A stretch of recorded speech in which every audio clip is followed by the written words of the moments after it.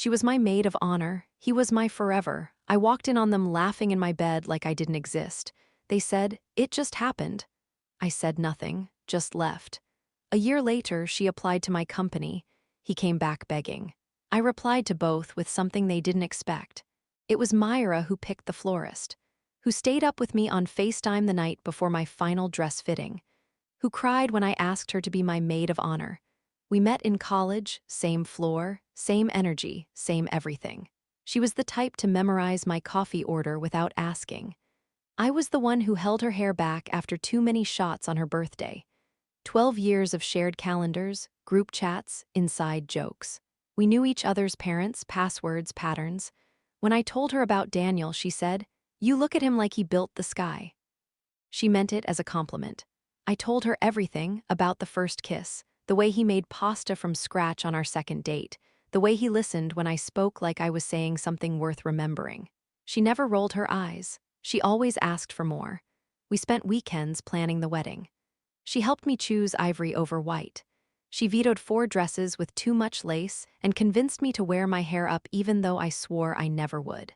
She found the quote for her speech early: "True love isn't perfect. It's honest, present, and patient." She said she'd cry reading it. I said I probably would too.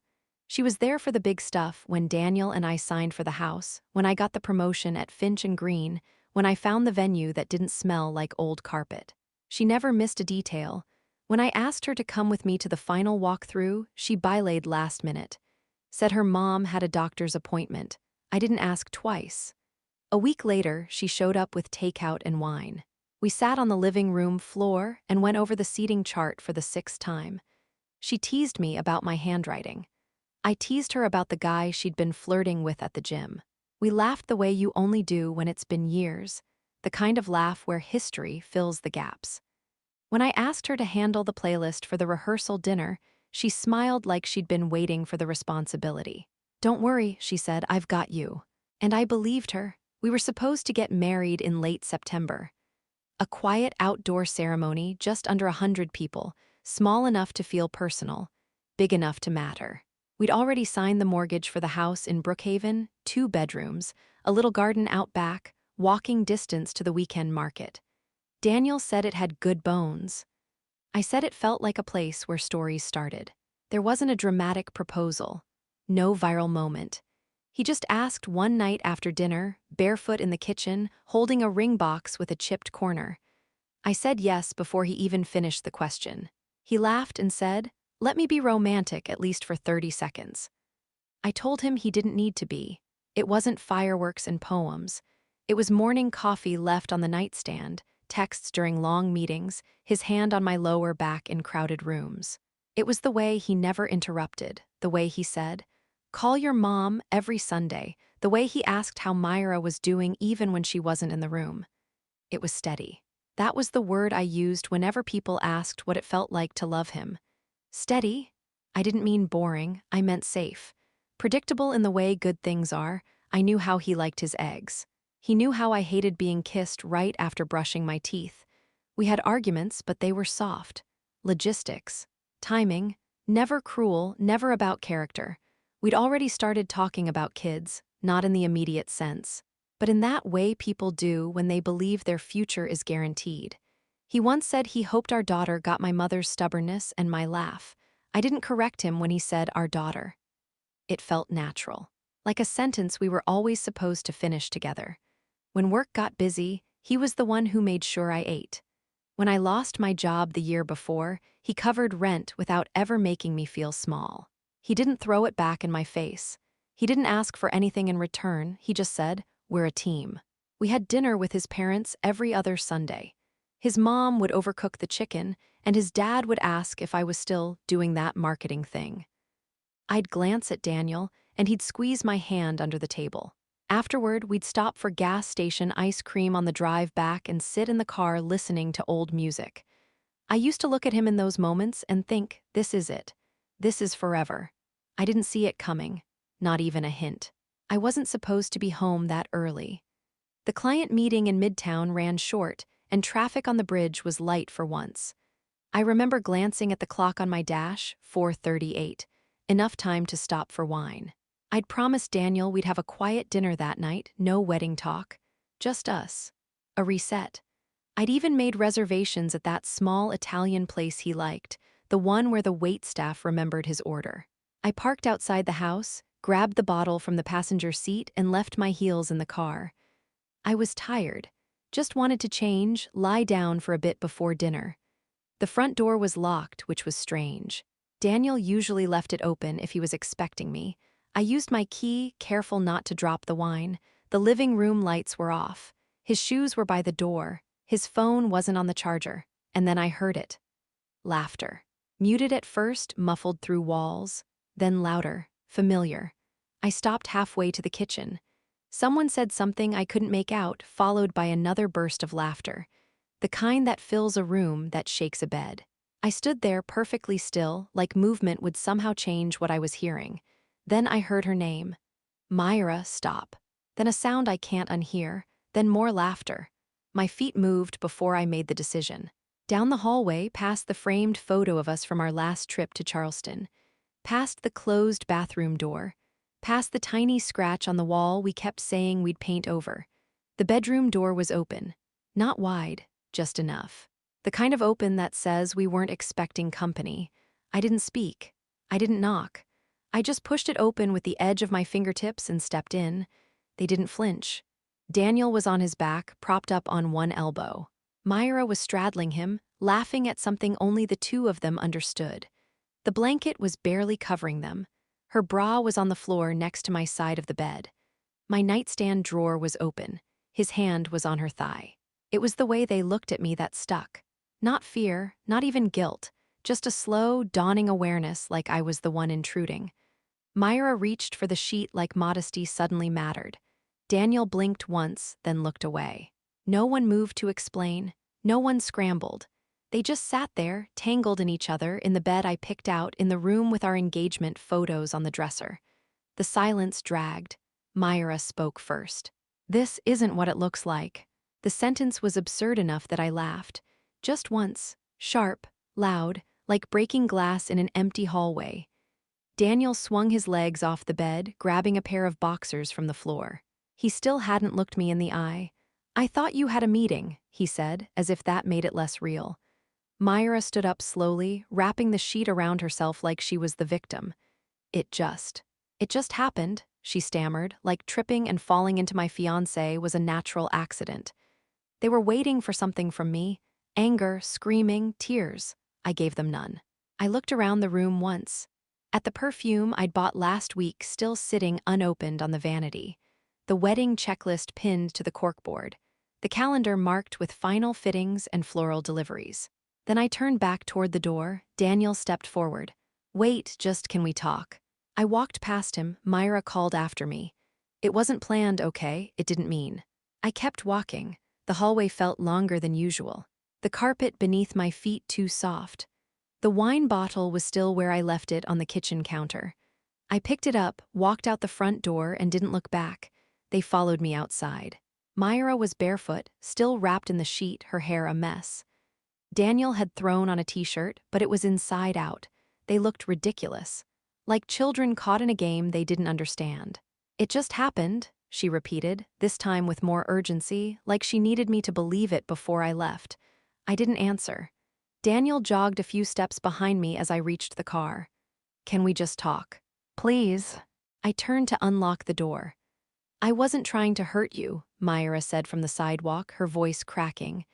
"We didn't plan this. We were drinking. It just got messy." Daniel added, "We didn't mean for it to go that far." I opened the door and placed the wine bottle on the passenger seat like it mattered. He stepped closer. "Can we just have 5 minutes? That's all I'm asking. Don't just leave like this." I looked at him, really looked. And for a moment, all I saw was a stranger with my fiancé's voice. The man I knew would never have let this happen. And if he had, he would have had the decency to look ashamed. But he wasn't ashamed. He looked inconvenienced. I shut the door without a word. Started the engine. Myra shouted something I didn't catch. I didn't slow down, didn't glance in the mirror. They stood there in the rear view, smaller and smaller until they disappeared. I didn't cry on the drive. I didn't scream. I didn't call anyone. I didn't throw the wine out the window or blast music to drown it out. I just drove. Somewhere between the third traffic light and the gas station near Hillside, I turned off my phone. Not silent, off, like a switch. Like if they couldn't reach me, none of it existed. Like if I refused to carry their voices, the betrayal couldn't echo. I didn't go to my friend Marcy's like I usually did when things got hard. I didn't go to my sister's, didn't head for my parents'. I checked into a hotel 15 minutes out of town under my middle name. Paid cash. Asked for a room on the second floor. The man behind the desk asked if I needed help with my bag. I didn't have one. He gave me a key card and offered a weak smile I didn't return. Inside the room, I sat on the edge of the bed, shoes still on, purse untouched. The silence didn't comfort me, but I didn't fight it either. I stared at the blank television screen and thought about nothing. Not the wedding, not the house, not the woman I trusted with everything now tangled in my sheets, not the man who asked to grow old with me and didn't even flinch when I walked in. Nothing. Later, I opened the wine, drank straight from the bottle. Not out of drama, there was no ceremony to it, just quiet motion, a task. Like brushing teeth or tying shoes. The phone stayed off. I knew they'd call, I knew they'd text. Apologies, excuses, maybe even anger once they realized silence would be my answer. But I didn't owe them anything. Not rage. Not heartbreak, not explanation. They wanted noise. I gave them nothing. I moved to Raleigh 2 weeks later. I didn't tell anyone, not even Marcy. I transferred internally, same company, different branch. HR fast-tracked the paperwork when I said I needed a change of pace. I packed what I needed into 3 suitcases and left the rest for the landlord to sort out. He called once about the couch. I told him to donate it. The apartment I found was smaller. No garden, no fancy appliances, but the walls were clean and the lease was short. The woman at the leasing office gave me a welcome packet with coupons for pizza and dry cleaning. I said thank you and meant it. I didn't get a new phone number, but I left my old SIM card in a drawer. Bought a new one, gave the number to work, to no one else. There was no dramatic starting over moment. No crying on the floor surrounded by moving boxes. I unpacked what I needed and left the rest sealed. I bought a cheap coffee table, ate dinner alone, went to bed early. In the mornings, I walked to the corner cafe and ordered the same thing every day, 1 black coffee, 1 almond croissant. The girl behind the counter eventually remembered my name. She never asked where I was from. At work, I was efficient. I smiled when it made sense. I avoided after-hours drinks and small talk that hinted at anything personal. My manager said I was low maintenance. I liked that. I didn't tell anyone I'd been engaged. I didn't tell them about Myra. About the bedroom. About the bed. Those details stayed with me, folded tightly in the back of my mind like clothes I never planned to wear again. Instead, I became the woman who arrived early, turned in clean reports, and never missed a deadline. The woman with no messy edges. There was comfort in the routine, in not being asked questions I didn't want to answer. I lived like that for months, and I didn't miss them. I didn't block their numbers. I just made them irrelevant. With the new SIM, they couldn't reach me. But I didn't go through the trouble of erasing our old photos or deleting the messages I hadn't read. I left them untouched, buried in the cloud like a time capsule I had no intention of opening. They messaged, of course, Daniel more than Myra. First a few texts, then longer ones, missed calls, voicemails I never played. He sent emails too, one with the subject line, please. Another that just said, talk to me. I never replied. Myra sent one message that stuck in the preview pane. I'm not asking you to forgive me. I just want to explain. She never got the chance. They started to quiet after the 3rd month. Fewer pings, the digital static fading. By the 6th, there was nothing. Not silence I had to chase, just absence. Complete, uncomplicated. It felt clean, not like healing, not like closure, just space. There was no part of me that wanted to know how they were doing. Whether they stayed together, whether they regretted it, whether they remembered my birthday or the venue we'd booked or the little box where we kept spare keys. I didn't hate them. I didn't love them. They simply didn't exist anymore. Not in the world I had rebuilt. Sometimes I'd walk by the same bench in the park near my apartment and sit with a coffee just long enough to feel the breeze on my face. Not thinking, not remembering, just breathing in a life that didn't belong to them. Their silence wasn't punishment. It was the result of a door I never reopened. And that was enough. By the time a full year passed, I could barely recall the sound of their voices. Not because I tried to forget, but because they didn't matter anymore. I had routines now, real ones.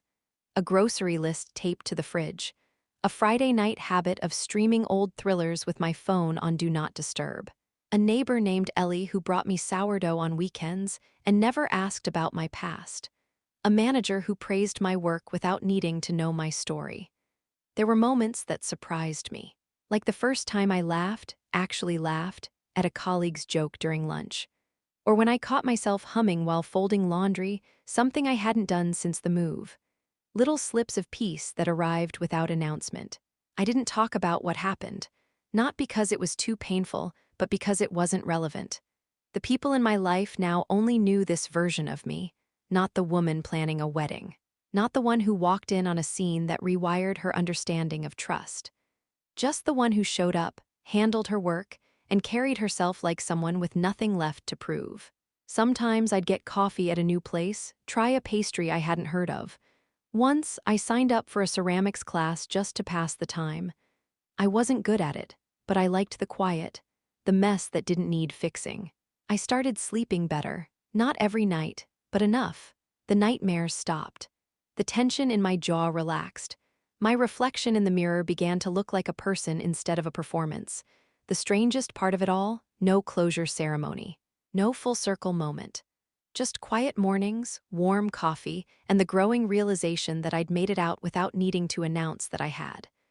Then one Tuesday morning, I opened my inbox and saw a name I hadn't read in over a year. Myra and a resume. At first, I thought it was a mistake. The resume came through our applicant portal just like the others. Subject line, application for marketing associate role Myra Lawson. I almost skipped it. Almost deleted it without opening. But the name pulled at something. Not just the Myra part, the Lawson, that wasn't her last name before. I clicked anyway. The photo confirmed it. Her smile still too rehearsed. The same tilt of the head. I stared at it for longer than I meant to. Same eyes, same girl who chose him. She had applied for a role 2 levels below mine. She must not have known I worked here, or maybe she thought I'd moved on. Maybe she assumed I'd be somewhere else by now, someone else by now. Her cover letter was short, dry. She listed skills we both knew she didn't have, mentioned her strong foundation in digital strategy, claimed she had experience managing high-volume projects. She'd never managed a project in her life. She'd barely managed her own schedule when we worked together in the past. I read through the resume again. No mention of her last job, just freelance consultant. No references listed. No attachments outside the standard form. She tried to slip through like she was anyone else. Like she wasn't the woman I trusted with my vows, with my secrets, with my future. I sat back and let it sink in. Out of all the companies in all the cities, she had applied to mine. To a position that would have reported directly to me, I didn't feel angry. I didn't feel nervous. I felt clear. Like the universe had tossed me a question, and this time I had the answer. She didn't even realize I'd be the one reading it. The role she applied for marketing associate fell under my department, which meant every resume, every cover letter, every decision went through me. Not my assistant. Not a third-party recruiter. Me. She hadn't done her research. Or maybe she thought I'd left the industry altogether. Disappeared, like she once suggested people do when things got too hard. I remembered that line clearly now. We were 24, tipsy on boxed wine, and she said, "If I ever screw up big, I'm just going to vanish. Start fresh. New city, new name, no explanations." I hadn't taken it seriously then. But now here she was, new city, new last name, still chasing something she didn't deserve. I forwarded the resume to myself. Looked at it again later that night. It wasn't just mediocre, it was careless, spelling errors. A skills section filled with buzzwords. No effort, she hadn't changed. She just repackaged herself. The application portal showed she'd submitted 3 days earlier. No follow-up email, No thank you, no note. She wasn't chasing the job, just scattering resumes like darts and hoping one would stick. Except this time, she'd thrown one straight at me, and she had no idea. At work the next morning, I ran into Marcus, our director of HR. He was sifting through applications for another role and asked if I needed help narrowing mine down. No, I replied. One of them already stood out.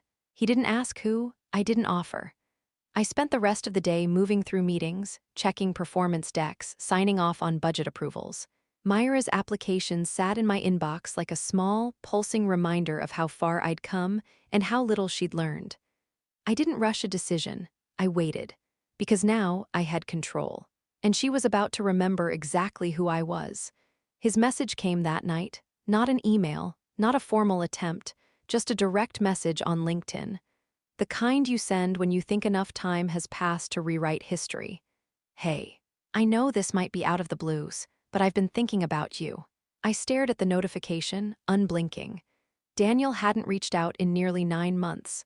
The last time was a long email, heavy with guilt and half-truths. I never replied. I thought he'd finally understood the silence. But here he was again, popping up like a skipped stone, testing if the surface was still soft. A second message followed 10 minutes later. I'm not proud of how things ended. I was confused, scared, but I miss what we had, I miss you. That line, what we had, as if it had been misplaced. As if he just accidentally left it behind, not set fire to it with his choices. I didn't respond. The third message came an hour later. I heard you're in Raleigh, you look amazing. I was hoping maybe we could talk, just talk. I clicked on his profile. Same photo, same self-satisfied smile. He hadn't even updated his job title. Still working for the same firm. Still using the same email attached to our old wedding registry account. There was no mention of Myra. I didn't wonder where she was. I didn't care. But the timing wasn't lost on me. He didn't message when it hurt. He messaged when he thought it was safe. When he assumed the dust had settled.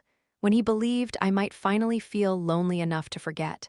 But I wasn't lonely. And I hadn't forgotten. I didn't reply right away.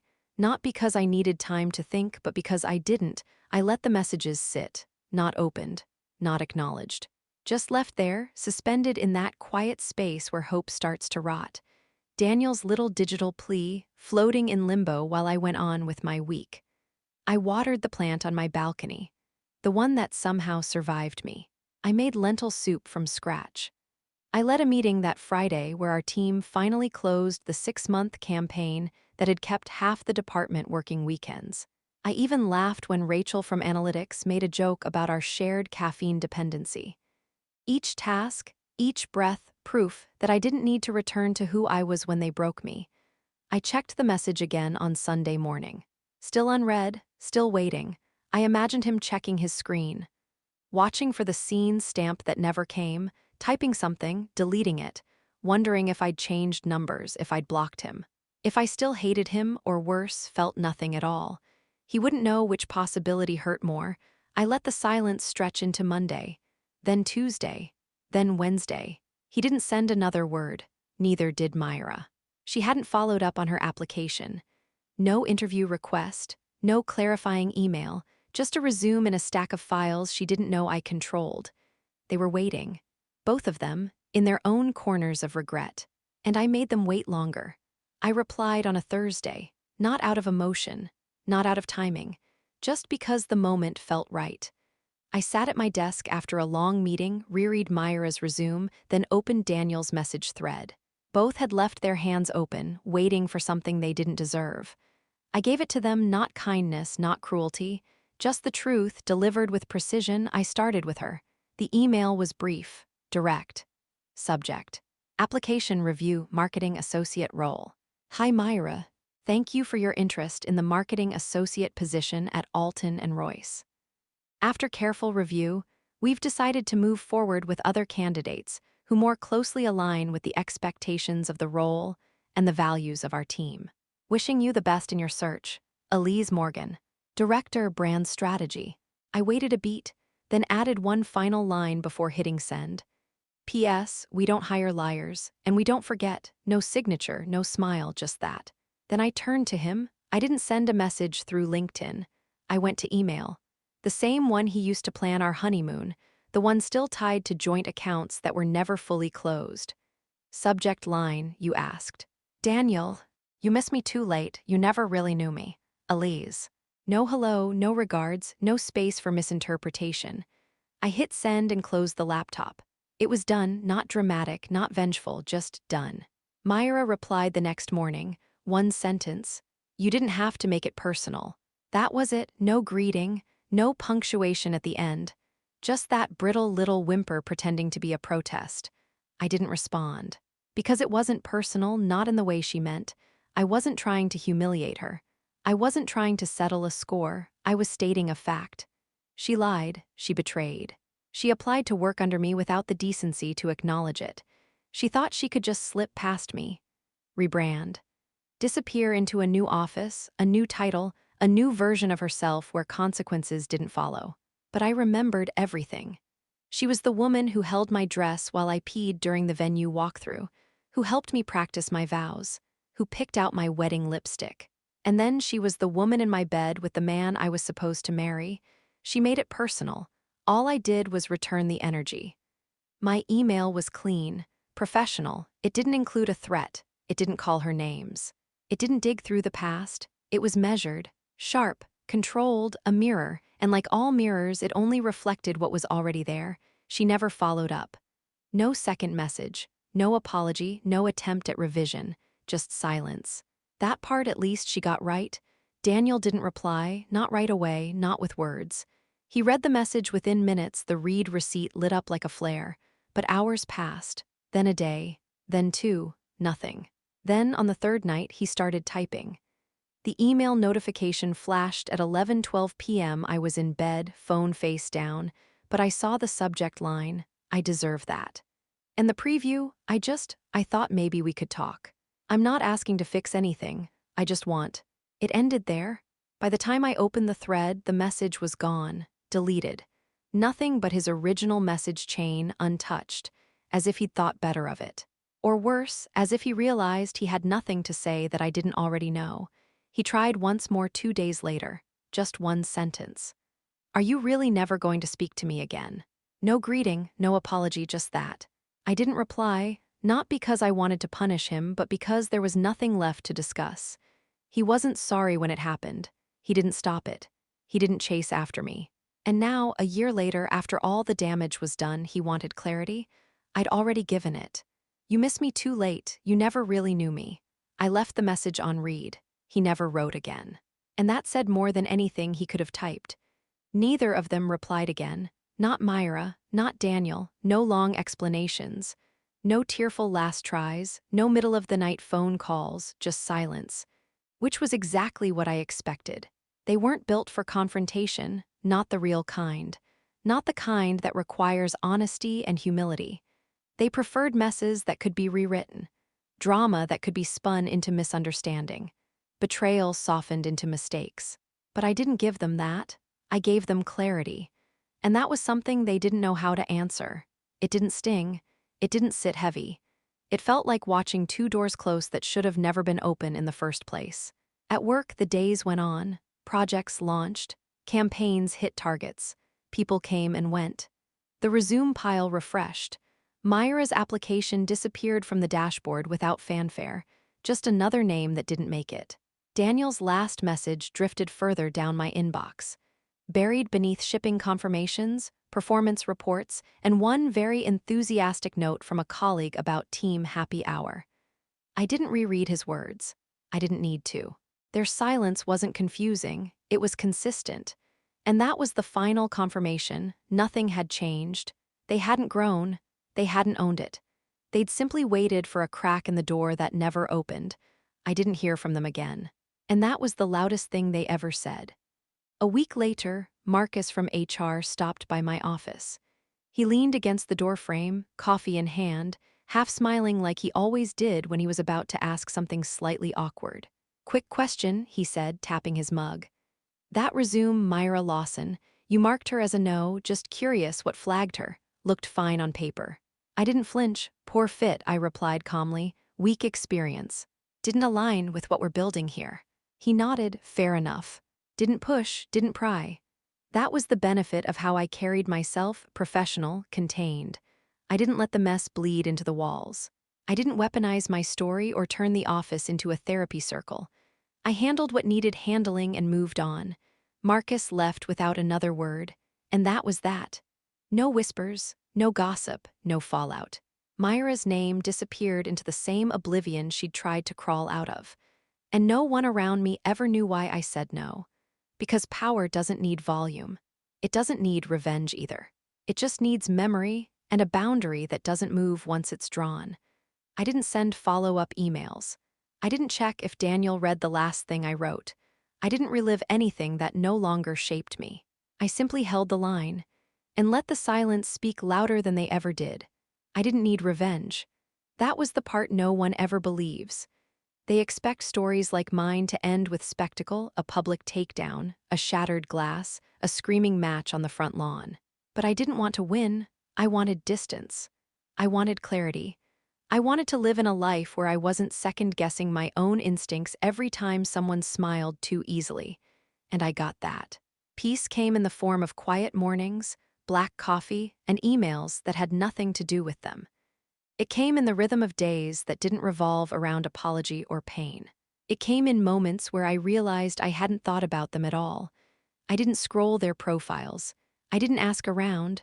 I didn't wonder if they stayed together or fell apart. That was their mess now, their cleanup, their consequence. They weren't in the story anymore.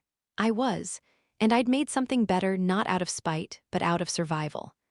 My world had no room for people who mistook kindness for weakness or silence for surrender. I didn't need to shout to be right. I didn't need to burn anything down to feel powerful. All I needed was a reminder, one small moment, one ignored message, one unread application, that I was never the one who lost. They were. The sun hit just right that morning. I walked past the floor-to-ceiling window near my office, the one that overlooked the courtyard where interns took calls and senior execs pretended not to eavesdrop. The glass reflected back a clean line of myself, pressed blazer, steady steps, nothing behind me worth turning for. No ghosts, no unfinished business, no what-ifs. I paused for a second, not to look back, but just to feel it, how far I'd come without fanfare. No need for announcements. No need to rehash old wounds. The healing had happened quietly in every ignored call, every unanswered message, every day I chose not to carry what wasn't mine anymore. They lit the match. They set fire to the bridge. All I did was watch the ashes fall exactly where they belonged. Myra would keep looking for doors she could walk through without consequences. Daniel would keep rewriting the past in messages no one would answer. And I kept walking, forward, always forward. Because some endings don't need punctuation, just a full stop, and I gave them one. Thank you for watching. Please do not forget to like, comment, share, and subscribe. I love you all.